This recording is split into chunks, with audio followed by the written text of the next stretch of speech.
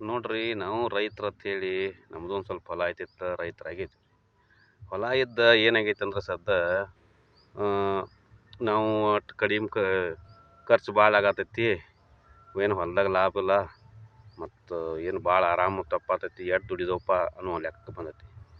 ಆದ್ರೆ ನಾವೇನು ಮಾಡಿದ್ವಿ ತಪ್ಪ, ಹೊಲ ಇಟ್ಕೊಂಡು ವಾರ ಸೋಮವಾರ ಶಾಂತಿ ಬರ್ತಾರೆ, ಸೋಮವಾರ ಶಾಂತಿಗೆ ಒಂದು ಪಿಶು ಹಿಡ್ಕೊಂಡು ಕಾಯಿಪಲ್ಲೆ ಹೊಂಡ ತೊಗೊಂಡು ಬರ್ದೆ. ಅಂಥ ಕಾಯಿಪಲ್ಲೆ ಅದು ರೈತರು ಅವ್ರು ಹೆಂಗೆ ಮಾಡಿರ್ತಾರೋ ಲಾಭ ಆಗೋ ಸಂಬಂಧ ಅದಿದು ಔಷಧಗಳು ಸ್ಪ್ರೇ ಮಾಡಿ ಕೀಟನಾಶಕ ಕ್ರಿಮಿನಾಶಕ ಎಂತೆಂಥ ಒಟ್ಟು ರಾಸಾಯನಿಕ ಹಾಕಿರ್ತಾರೆ.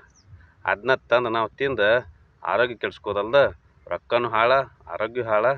ಮತ್ತು ಅದ ನಮ್ಮ ಹೊಲದಾಗ ಬೆಳೆದ್ರೆ ಅದು ಸ್ವಲ್ಪ ರೊಕ್ಕ ಉಳಿತೈತಿ ನಮ್ಗೆ.